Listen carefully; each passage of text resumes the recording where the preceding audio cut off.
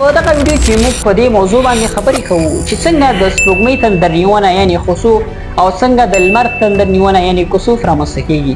ځینې خلک په دې آن دي چې دا پیښې هغه وخت رامنځته کیږي کله چې د یو بزرګ انسان مړینه وي یا هم کله چې یو بزرګ انسان پیدا کیږي. آیا دغه خبرې دغه نظر د دوی حقیقت لري؟ ولې دغه پیښې رامنځته کیږي؟ د دې تر شا رازونه څه دي؟ هغه څوک چې غواړي زده کړه وکړي نو دا ویډیو د هغوی لپاره ده. تر پایه در سره دغه ویډیو وګورئ، تاسو لپاره ډیره مفیده او ګټوره ده. ستاسو د ښه پوهولو لپاره به لږ ژور لاړ شو. لمر تل د ځمکې پر مخ باندې عمود وي، یعنې د لمر رڼا تل د ځمکې پر یو مخ باندې وي او په بل مخ باندې د لمر رڼا نه لګیږي، ځکه هلته د لمر رڼا نه رسیږي. نو ځکه په ځمکه باندې په یو وخت کې یو خواته شپه وي او بلې خواته ورځ وي. اوس به له تاسو سره دا پوښتنه پیدا کیږي چې د ځمکې هغه بل مخ ته په کوم مخ باندې چې تیاره ده هلته به د لمر رڼا څنګه رسیږي او هلته به څنګه ورځ څرګندیږي. ځمکه دوه ډوله حرکتونه لري. لومړی حرکت دوراني حرکت او دویم حرکت مداري حرکت. دوراني حرکت هغه حرکت دی چې ځمکه په خپل ځای باندې تاویږي. تاسو په سکرین لیدلی شئ ځمکه په 4 ساعتونو کې په خپل ځای باندې په مکمل ډول یو ځل حتما تاویږي، چې د ځمکې د همدې دوراني حرکت له امله د ځمکې په هره برخه او په هره سیمه باندې د لمر رڼا لګیږي، چې له سببه یې د ځمکې په هره سیمه باندې په هره برخه باندې په 4 ساعتونو کې ورځ او شپه رامنځته کیږي. دویم حرکت مداري حرکت دی. په مداري حرکت کې ځمکه له لمر څخه تاویږي، یعنی د لمر څخه په 365 ورځو کې، یعنی په یو کال کې مکمل یو ګردان کوي، یعنی یو ځلې د لمر څخه ګرد چاپیره تاویږي، چې په دغه مداري حرکت کې د همدې له سببه په ځمکه کې 4 موسمونه رامنځته کیږي: پسرلی، اوړی، منی او ژمی، چې د ځمکې د همدغو حرکتونو له امله ورځ او شپه او کلونه رامنځته کیږي. اوس راځو د سپوږمۍ حرکت ته. سپوږمۍ له ځمکې څخه تاویږي، لکه څنګه چې ځمکه له لمر څخه تاویږي همدغسې سپوږمۍ له ځمکې څخه ګرد چاپیره دوران کوي، چې دغه دوران سپوږمۍ په 20 ورځو کې تقریبا سرته رسوي، چې د دغه حرکت له امله میاشتې رامنځته کیږي. دا موضوع هم د یادولو وړ ده چې سپوږمۍ خپله رڼا نه لري، لکه څنګه چې ځمکه ده ځمکه رڼا د لمر څخه ترلاسه کوي، همداسې سپوږمۍ هم د لمر څخه رڼا اخلي. خو ستاسو سره به دا پوښتنه پیدا کیږي چې څنګه سپوږمۍ د شپې رڼا کوي، یعنې داسې ښکاري لکه یو ستوری چې د شپې سپوږمۍ ځمکې ته رڼا ورکوي. خو موږ یادونه وکړه چې سپوږمۍ خپله رڼا نه لري، نو څنګه د شپې رڼا کوي؟ ځکه چې سپوږمۍ د لمر رڼا ځمکې ته انعکاس کوي. سپوږمۍ داسې مثال لري لکه یوه هنداره یا هم یوه ښیښه. ستاسو د ښه پوهولو لپاره به زه تاسو ته یو مثال درکړم.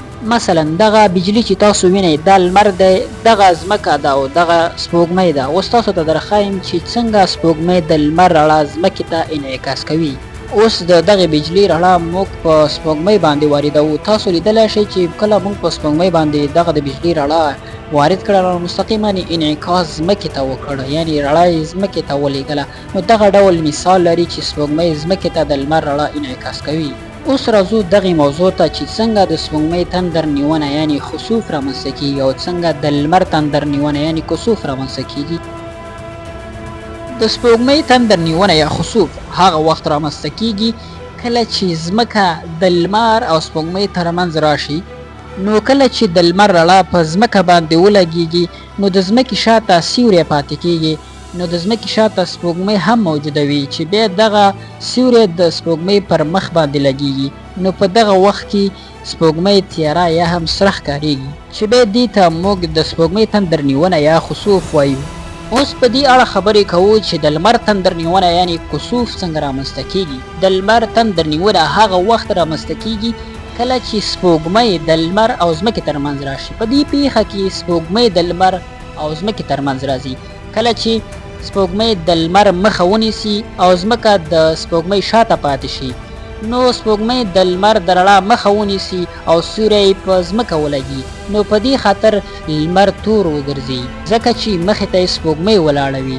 نو دې ته بیا موږ د لمر تندر نیونه یا کسوف وایو. چې د لمر تندر نیونه یا کسوف دومره عجیبه وي چې مرغان ځینې وخت داسې فکر وکړي چې شپه راغله، نو په دغه وخت کې ځینې مرغان بیا وده شي.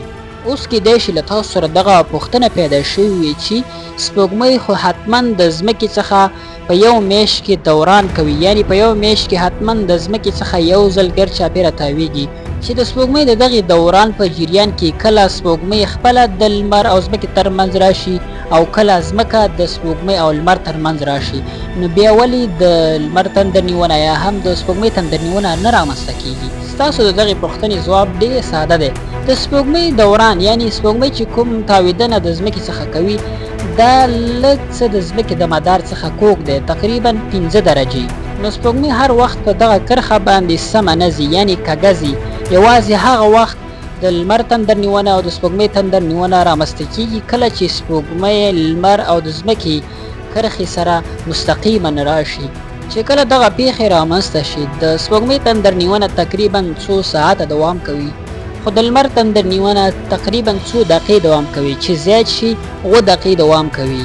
په تیرو وختونو کې په جهالت کې خلکو داسې نظرونه درلود چې دغه د سپوږمۍ تندر نیونه یا هم د لمر تندر نیونه د یو بزرګ یا لوی سړي یا د پیدا کېدو نښه ده یا هم د هغې د مړینې نښه ده. خو رسول الله صلی الله علیه وسلم وفرمایل چې داسې هیڅ نه ده، بلکې دا د الله تعالی خپل قدرت ښکاره کېدل دي چې خپلو بندګانو ته یې ښایي. کله چې دغه پیښې رامنځته شي نو انسانان ډیر زیات وویریږي یا هم ډیر حیرانه شي.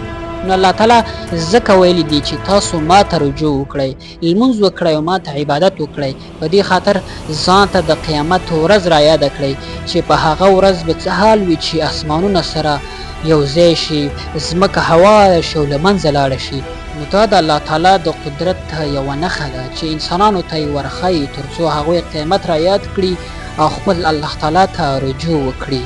ځینې خلک داسې نظر لري چې په دغه وخت کې لمر یا سپوږمۍ ته ډېر تکلیف وي، خو هیڅ داسې خبره نشته دی، ځکه دا یوه طبیعي پیښه ده چې لمر او سپوږمۍ ته هیڅ نقصان یا هیڅ تکلیف نه رسوي. نو دا اوس زموږ معلومات ته هیله ده چې تاسو پرې پوه شوي یاست. که تاسو د دغه ویډیو څخه خوند اخیستی وي نو ویډیو در سره لایک کړئ او مخ ته یې در سره شیر کړئ. که تاسو غواړئ د قرآن او ساینس او د دغه ډول د کره او حقیقي معلوماتو حیرانوونکو جعلي معلوماتو په اړه ځان خبر کړئ نو زموږ یوټیوب چینل در سره سبسکرایب او موږ در سره فالو کړئ. تر بیا ښې چارې او د لوی الله په امان.